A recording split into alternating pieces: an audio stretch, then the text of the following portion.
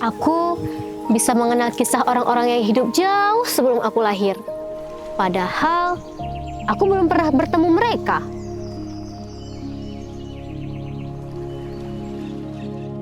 Ada satu hal yang membuatku penasaran. Aku sering mendengar banyak cerita tentang masa lampau. Sebagian kutemukan di internet, sebagian lagi kutemukan di orang-orang di dalamnya.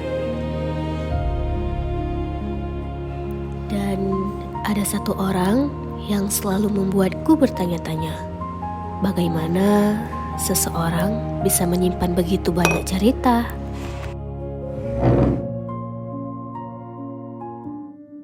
Nenek manteng galak baca.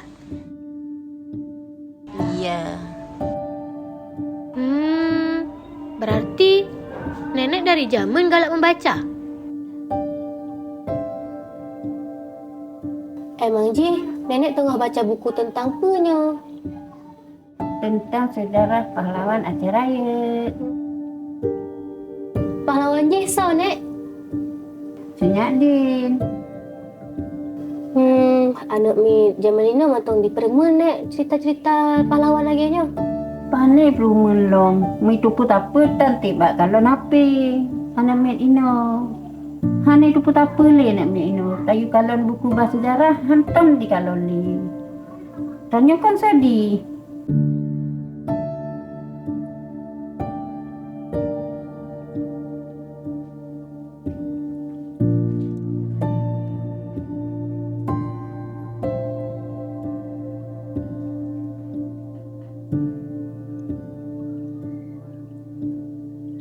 Jawaban itu terus teringat di kepalaku tentang cerita yang tetap bertahan meski waktu terus berjalan, dan tentang orang-orang yang menjaganya agar tidak dilupakan.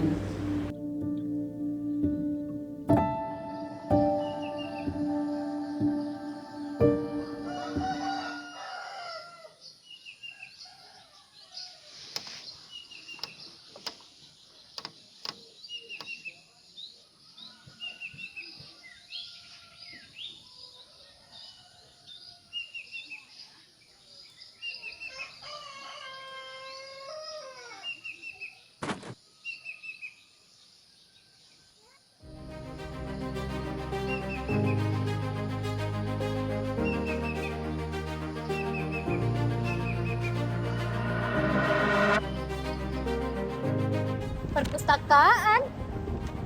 Kenapa harus perpustakaan? Udahlah. Petunjuk itu membawaku ke sini, ke tempat yang menjaga banyak cerita dari masa lampau. Aku mulai mencari jawaban dari rasa penasaranku tentang cerita yang pernah diceritakan nenek. Semakin jauh aku mencari, semakin ku sadari bahwa setiap rak menyimpan kisahnya sendiri.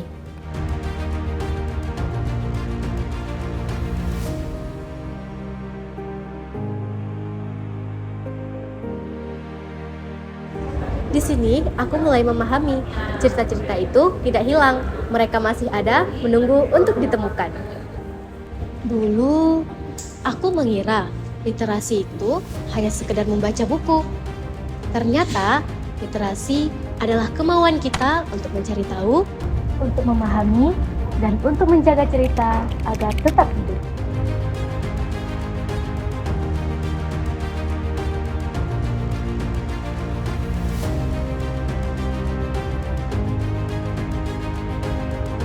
Mungkin sebuah cerita tidak berhenti ketika kita selesai membacanya. Ia bisa menjadi awal dari sesuatu yang baru.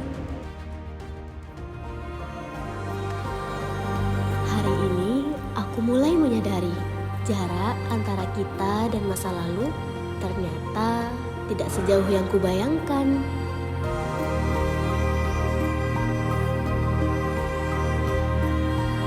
Dari sebuah buku, aku mengenal keberanian.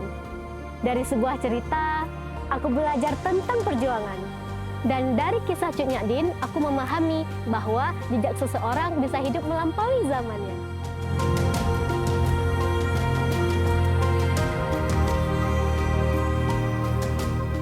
Bukan karena waktu berhenti, tetapi karena ada yang menjaga dan meneruskannya.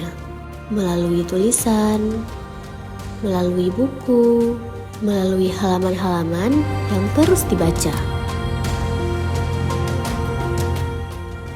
Dan disitulah aku menemukan makna sebuah aksara. Bukan sekedar rangkaian huruf, melainkan jembatan yang menghubungkan masa lalu dengan masa depan.